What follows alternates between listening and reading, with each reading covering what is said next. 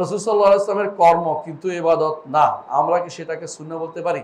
হ্যাঁ, একজন প্রশ্ন করেছেন আগে এটা নিয়ে, রাসূল সাল্লাল্লাহু আলাইহি ওয়াসাল্লাম কর্ম কিন্তু ইবাদত না, এরকম আছে। যেমন পাগড়ি মাথা দেয়া, বুঝছেন না? যেমন রাসূলুল্লাহ সাল্লাল্লাহু আলাইহি ওয়াসাল্লাম লম্বা জামা পরেছেন না? যেমন রাসূলুল্লাহ সাল্লাল্লাহু আলাইহি ওয়াসাল্লাম সিলাইবিহীন ইয়া পড়তেন, কি বলে, লুঙ্গি পড়তেন, চুলাবিহীন লুঙ্গি পড়তেন। বেশিরভাগ সময় তিনটা তার এটাই ছিল আদর্শ। কিন্তু এগুলি সুন্নত না, এগুলি সুন্নত না, বুঝে আসছে? এগুলি সুন্নত না। তো এগুলি কি আমল করতে পারবো কিনা? আপনার যদি মনে হয় যে রসুলের অন্য সুন্নতগুলো আমল করছেন, এটা করতে আমার ভালো লাগে, তো ভালো, এটা নাজায়েজ না। রসুলের সব রকমের ভালো লাগলে ভালো, কিন্তু এটা সওয়াবের আশা হিসাবে করবেন না। এটা করবেন আমার লাকাদ কানা লাকুম ফি রাসূলিল্লাহি উসওয়াতুন হাসানাহ। রাসূলুল্লাহ সাল্লাল্লাহু আলাইহি ওয়াসাল্লামের রাসূলুল্লাহ সাল্লাল্লাহু আলাইহি ওয়াসাল্লামের জীবনের মধ্যে উত্তম আদর্শ রয়েছে।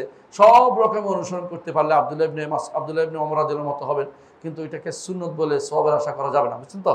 কিন্তু অনুসরণের সওয়াব পাবেন যে আমি শব্দকে অনুসরণ করি। কিন্তু যারা ফরজ ও ওয়াজিব নাই, সুন্নতের খবর নাই, ওই এইখানে ভালো লাগে কি কদু কদু মিষ্টি, আবার কে বলে মিষ্টি বলেছেন রসুল মিষ্টি খাইছেন, রসুল মিষ্টি পছন্দ করতেন, হাদিসে আছে। কিন্তু তাই বলে মিষ্টি খাইছেন খাওয়ার পরে, এটা শুদ্ধ নয়।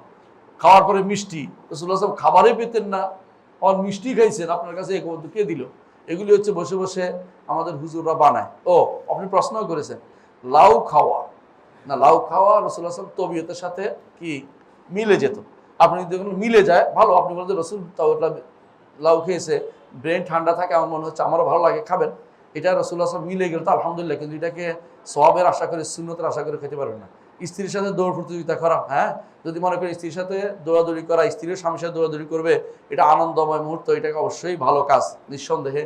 কিন্তু এটা স্ত্রীর সাথে দৌড়ানোকে অসুন্দর সুন্নত বলতে হবে, এটা সুন্নত। কারণ এটা আসলে কি দাম্পত্য জীবনের একটা অংশ। মুখ বাঁকা করে থাকবে, সেও মুখ বাঁকা করে থাকবে, সারাদিন ঝগড়াই থাকবে, এই ঝগড়া করা শরীয়ত অনুমোদন করে না।